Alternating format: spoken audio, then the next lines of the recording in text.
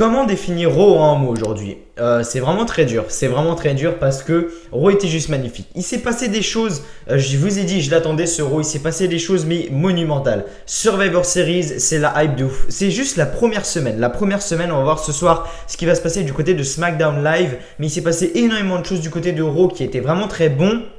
Voilà, j'ai 2-3 points énumérés avant de commencer la vidéo, de rentrer dans la review tout simplement. Enfin, le show était magnifique. Le show était magnifique. L'ambiance, par contre, était complètement mauvaise. C'était dans quelle ville? À Green Bay, dans le Wynn Cousins. Je sais même pas où c'est, mais bon, voilà, l'ambiance était à chier, mais le show était là. Le show était là, surtout la fin. En fait, TLC, c'était le main event. Là, c'est Raw, c'est la fin qui a été juste magnifique. Le début également était vraiment magnifique.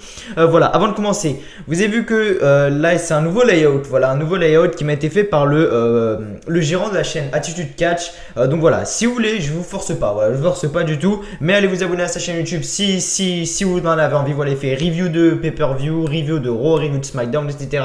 En gros, il les met 2-3 heures après le show. En gros, donc en fait, lui, il tourne la nuit, donc c'est-à-dire qu'en fait, il tourne la nuit, donc c'est-à-dire que en gros, il y a le show.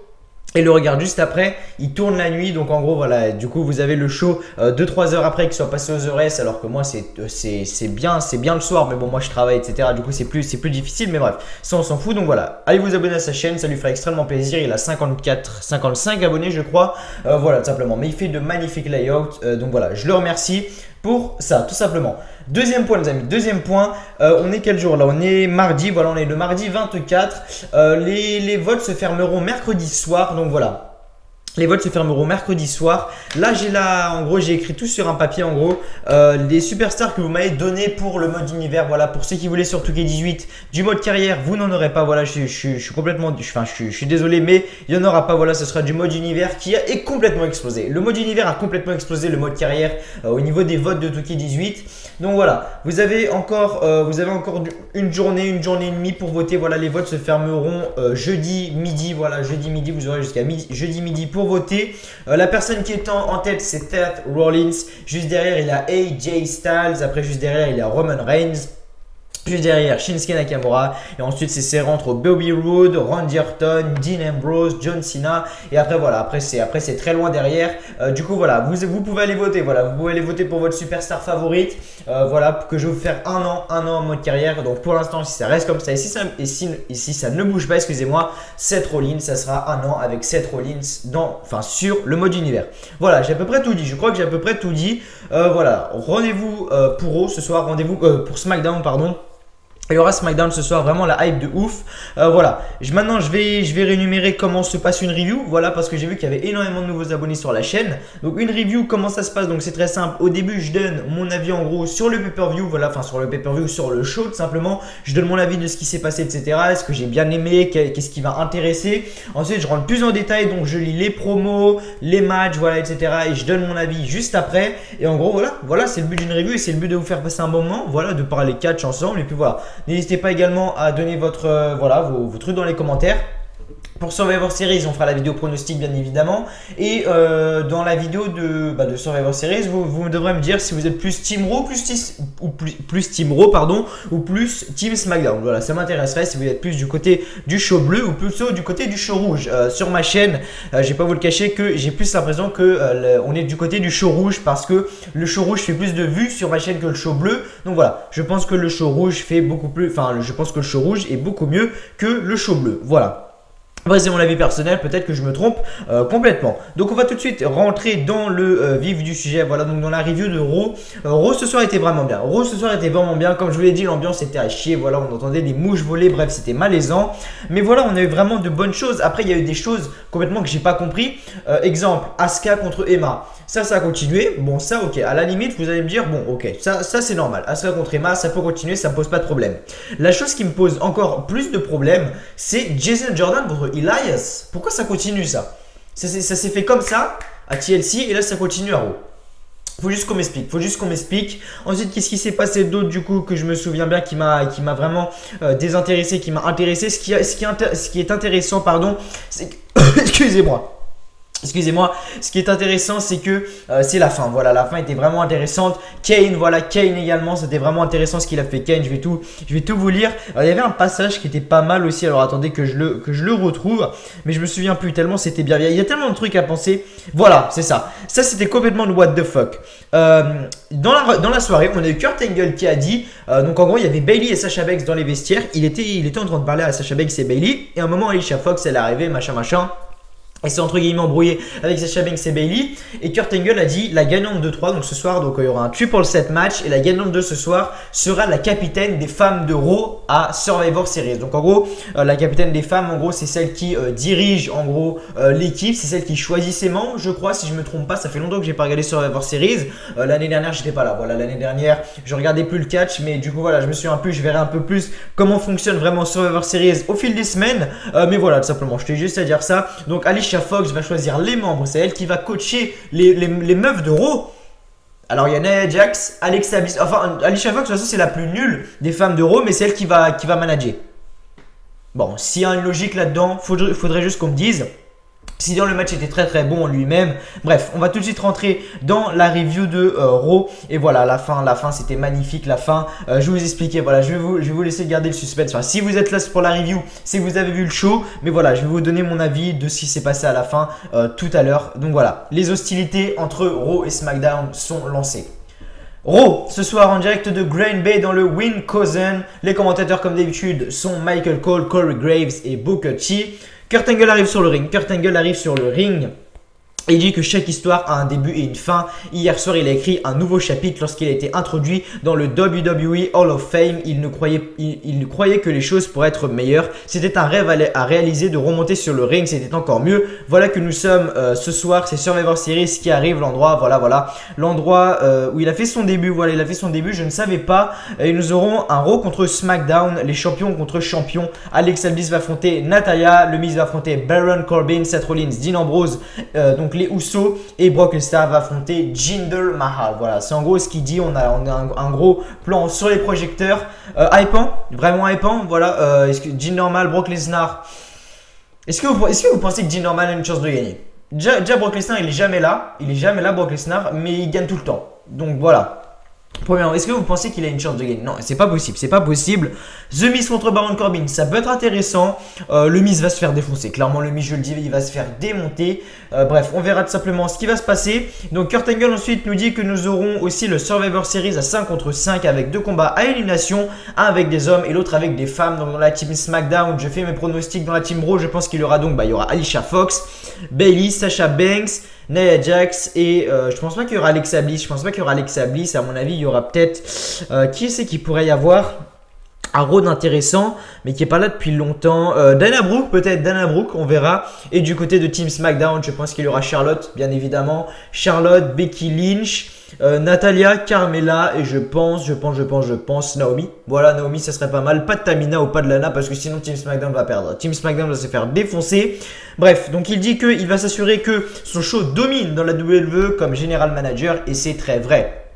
Le Miz arrive sur l'entrée du ring, voilà l'entrée du Miz arrive, donc il arrive avec Cesaro et Sheamus, mais qu'est-ce qu'ils foutent encore ensemble sérieux? Bref, Cesaro et Sheamus arrivent avec Kurt Angle et donc le Miz, donc en gros voilà il commence à faire une petite promo, il parle pour rien, vraiment ça, je vais même pas vous lire la promo parce que ça parle pour rien, la seule chose qui était intéressant c'est que Cesaro, Sheamus, The Miz et Kurt Angle ont commencé à entourer Kurt Angle, donc Kurt Angle était dans le ring, ils ont commencé à l'entourer au centre du ring et à un moment on entend la musique du Shield, voilà, Dean Ambrose et Seth Rollins descendent des gradins.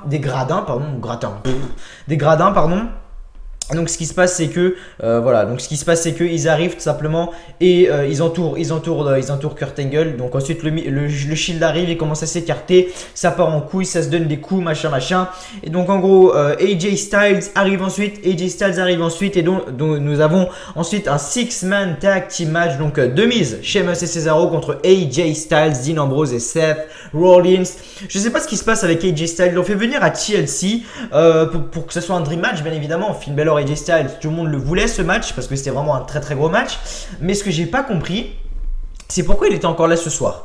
Et à la fin, quand je vais vous expliquer bien évidemment la fin, AJ Styles était avec le t-shirt SmackDown. Donc je comprends pas trop, est-ce que AJ Styles est à Raw? Est-ce que AJ Styles est du côté de SmackDown? Parce que pour moi AJ Styles ne devait pas être à Raw ce soir. Quand il était à Raw, j'ai vraiment été étonné. Je me suis dit, mais enfin, qu'est-ce qui va se passer quoi? Et donc AJ Styles a fait un petit match. Voilà, il a fait un petit match donc, contre Demis, Sheamus et Cesaro. Le match était pas ouf, vraiment le match était pas ouf. Je m'attendais vraiment à mieux, voilà. Dean Ambrose et Seth Rollins. La moitié du Shield avec AJ Styles. AJ Styles devait faire partie du Shield, ça serait stylé. On vit Roman Reigns, le mec qui doit être over avec les fans depuis 6 ans, enfin bref. Bref, à la fin du combat donc, Dean Ambrose et Seth Rollins se lancent en saut suicide sur Miz et Sheamus.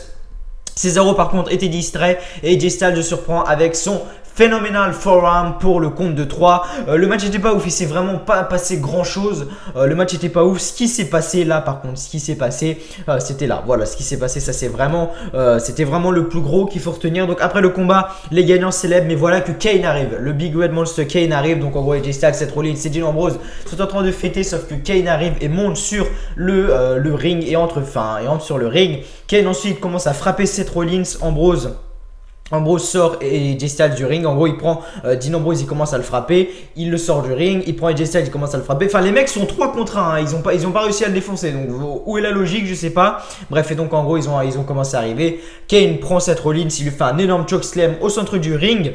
Ensuite, qu'est-ce qui se passe? On a simplement une petite minute publicitaire aux États-Unis. Hein, voilà l'argent.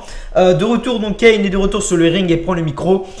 Kane ensuite dit que Braun Strowman parlait toujours au point de comment il voulait de la compétition, comment il lançait Big Show à travers une cage, comment il gagnait contre Roman Reigns encore et encore. Il aime ses faits, il voulait le voir de ses yeux lorsqu'il a vu.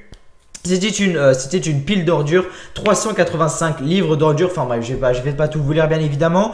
Braun Strowman Kane, ça pourrait être intéressant. Braun Strowman Kane, ça pourrait vraiment être intéressant. Deux monstres, voilà, deux monstres énormes. Braun Strowman pour moi, enfin Kane pour moi gagnerait, perdrait pardon, et Braun Strowman gagnerait. Faut pas oublier, enfin Braun Strowman ils veulent le lancer dans plein de rivalités pour nous retourner le cerveau, mais on n'a pas oublié. À nos merci, il s'est fait défoncer comme une merde. Bref. On va pas parler de ça plus longtemps, mais voilà, qu'est-ce que vous voulez que je vous dise d'autre? Voilà, ça pourrait être intéressant. Kane, malgré son âge, moi je croyais que quand il allait revenir sur le ring, Undertaker à WrestleMania 33, on voyait qu'il était vraiment faible. Il en pouvait plus, il était mort le type. Mais Kane il est résistant, le mec il fait un match, voilà, on dirait qu'il a 30 ans. Bon, alors que le mec il en a... Attendez, je vais regarder 2 minutes, mais voilà, enfin Undertaker, le mec, on voyait qu'à WrestleMania 33, le mec était complètement défoncé et Kane, lui, il fait un match, une promo, il est toujours pas KO, voilà, donc c'est ça, voilà, Glenn Jacobs, machin, donc Wikipédia, hein, bien évidemment, la source que tout le monde veut connaître sur les superstars. Donc il a 50 ans, voilà, il a 50 ans. Ah, Kane est espagnol. Non. Ah non, nationalité américaine. What? Alors attendez. Nationalité américaine, naissance 26 avril, Torrejón, Ardoz, en Espagne. Mais nationalité américaine. Ok, bon là il y a un énorme bug. Bref, on va pas parler de ça plus longtemps. Donc voilà, le mec a 50 ans et le mec te fait un match normal comme ça. Bon, ok, normal. Bref, franchement Kane...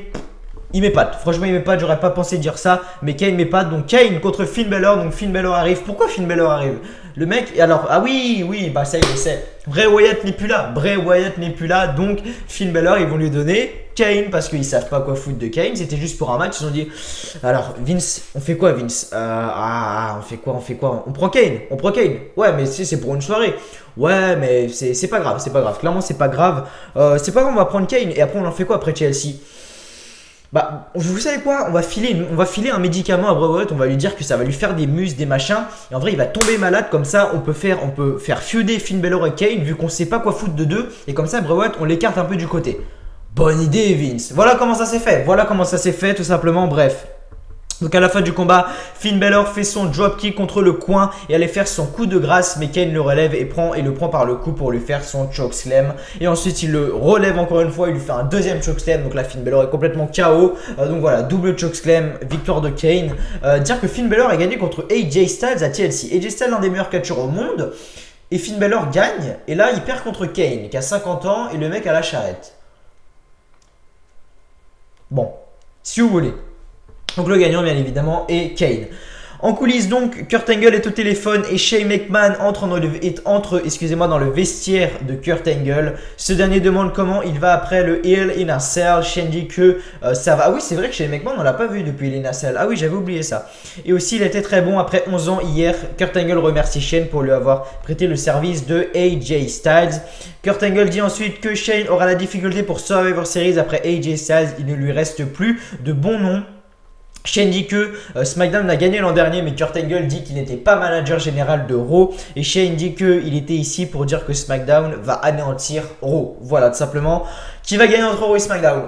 C'est la question. Et Survivor Series, clairement, doit rester dans le Big Four. Je pense, avec le show qu'ils nous ont fait là, à voir ce qui va se passer avec SmackDown ce soir. Mais avec le show qu'ils nous ont fait là à Raw, pour moi, Survivor Series, ça me hype de ouf. Je sais pas pourquoi, mais ils ont fait juste un show. La hype, elle est présente. Bref, on va voir ce qui va se passer, bien évidemment. Je vais pas trop traîner, là on a 15 minutes de vidéo, je suis même pas à la moitié. Asuka contre Emma. Asuka contre Emma. Donc voilà, la feud continue, Asuka, comme d'habitude, bon in ring, voilà, bon in ring, mais le charisme n'est pas là. Voilà, je suis désolé, le charisme n'est pas là. J'aimerais bien qu'elle fasse une promo qu'on rigole un peu, Asuka, parce que je suis sûr elle sait pas parler un mot d'anglais. Bref, donc à la fin du combat, donc Asuka résiste au roll-up de Emma. Il lui fait son Asuka Lock pour la faire taper. Deux matchs entre Asuka et Emma. À NXT, c'était l'une des meilleures rivalités d'Asuka. Emma-Asuka, c'était l'une des meilleures rivalités. Et là, qu'est-ce qui se passe? Elle a 2 matchs contre Emma dans le main roster. 2 fois, elle fait taper Emma. Bon, quand est-ce qu'on va gagner par un tombé ou quoi? Avec un... Comment ça s'appelle? Comment elle s'appelle la prise de finition d'Asuka déjà? C'est genre, elle se projette dans les cordes, après, elle met ses fesses en avant, elle lui colle la tête. Je sais plus comment ça s'appelle ça déjà. Ça, il y a Naomi qui a ça s'appelle le review Naomi. Mais comment ça s'appelle le truc de Asuka? Je sais plus comment ça s'appelle, bref. Asuka bien évidemment gagne le match par soumission. Dites-moi également ce que vous pensez des débuts d'Asuka dans le main roster. Moi je les trouve vraiment pas ouf. Elle fait gagner à chaque fois par la même chose. Voilà, une prise de soumission. Bref, on va pas parler de ça plus longtemps. De retour, Alexa Bliss est de retour sur le ring. Alexa Bliss dit que hier elle a gagné comme une future Hall of Famer et une 6 fois championne. Bliss dit que hier elle a gagné contre une future Hall of Famer et une 6 fois championne. Merci Anto pour le site. Maintenant elle peut mettre Mickie James où elle mérite sa place dans le passé. On peut parler de Survivor Series maintenant où notre championne va vaincre la femme au chat, Natalia. Mickie James arrive, bref, Mickie James arrive, elle lui porte un Mickey Ditchy. Voilà, fini. Je vais pas parler 20 ans de cette feud parce que c'est pas intéressant. Clairement, c'est pas intéressant. Mickie James contre Alexa Bliss, on a déjà eu le match, on va savoir ce qui va se passer. En plus, on sait très bien que ça sera Natalia contre Alexa Bliss. Du coup, pourquoi refaire venir Mickie James? Je sais pas. Bref, on s'en fout.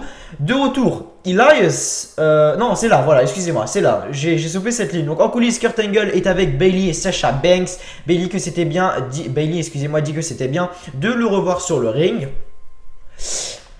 Angle dit qu'il faut parler de Survivor Series et le combat féminin. Elles peuvent être les capitaines comme Bliss sera dans son combat. Alicia Fox arrive et dit qu'elle doit être la capitaine comme elle a le plus d'ancienneté. Ça c'est vrai d'ailleurs.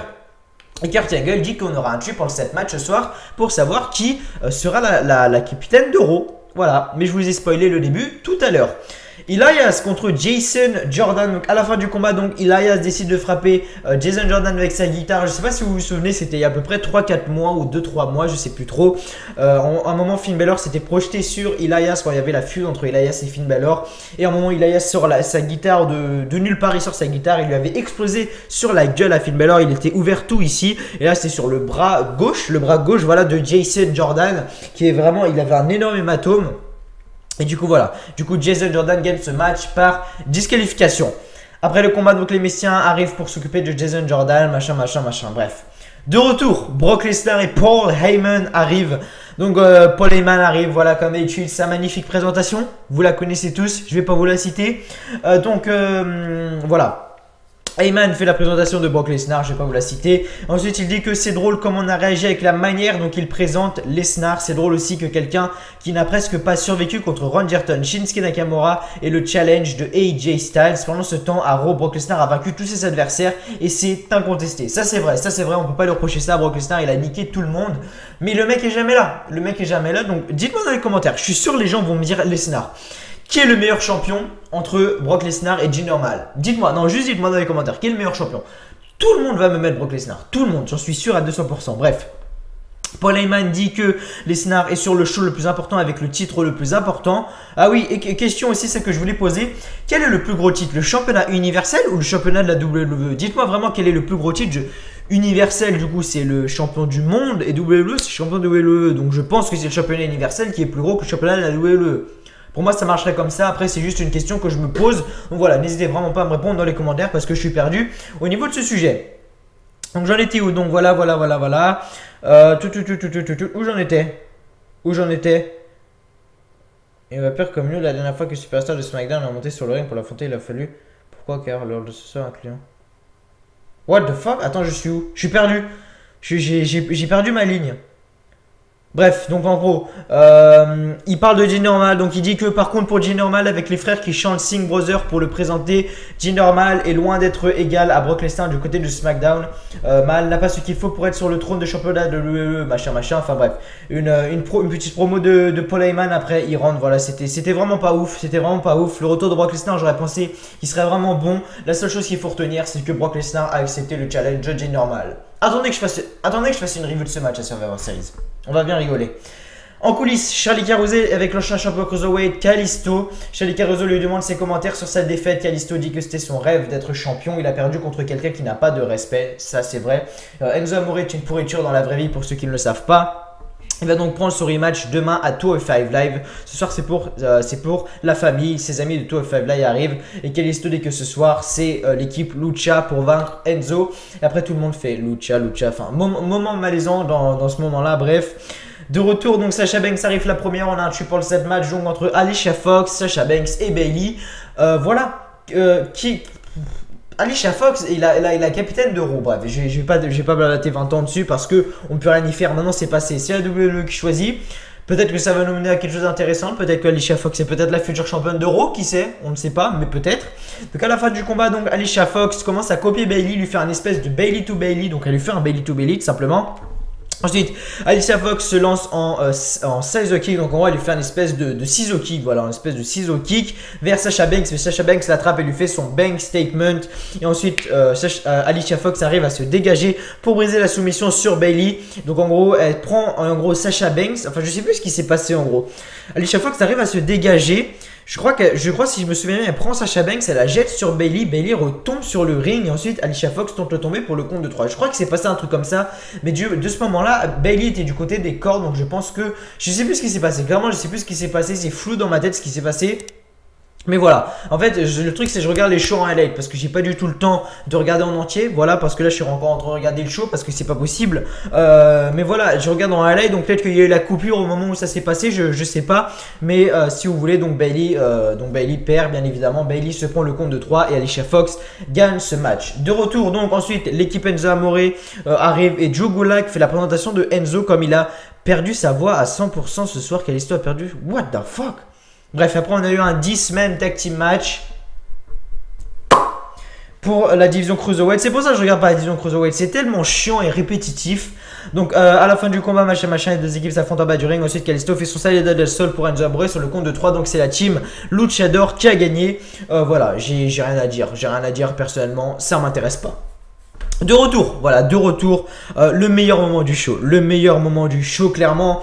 Kurt Angle arrive sur le ring, voilà, Kurt Angle arrive sur le ring, il a fait une petite promo, mais c'était pas ça le plus intéressant. Le plus intéressant c'est que la musique de Shane McMahon retentisse, voilà, Shane McMahon arrive sur le ring.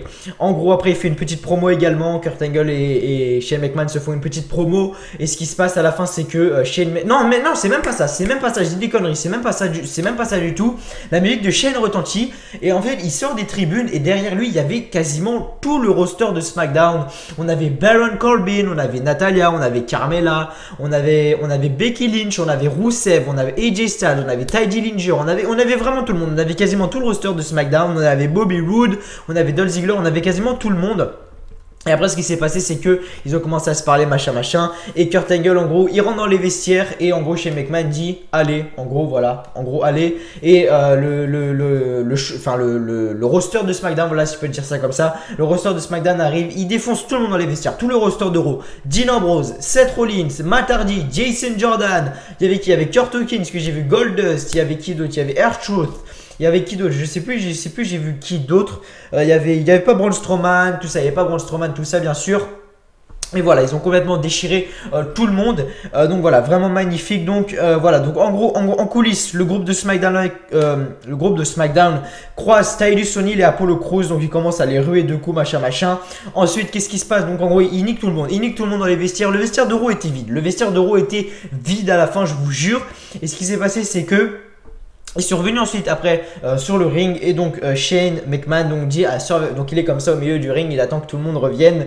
Il dit qu'à Survivor Series, il veut que Angle amène sa médaille d'or, le reste de son roster, ils vont terminer ce qu'ils ont commencé et c'est vrai et le show se termine ainsi. Donc voilà, destruction de la part du show de SmackDown Live. Êtes-vous plus Team SmackDown, êtes-vous plus Team Raw? Je vous attends dans les commentaires, voilà les amis. Donc voilà, comme d'habitude, c'était la review donc de WWE Raw du 23 novembre, non 23 octobre, non octobre, excusez-moi, du 23 octobre 2017. Merci d'avoir suivi cette vidéo comme d'habitude les amis. N'oubliez pas de liker, voilà, moi ça me ferait extrêmement plaisir.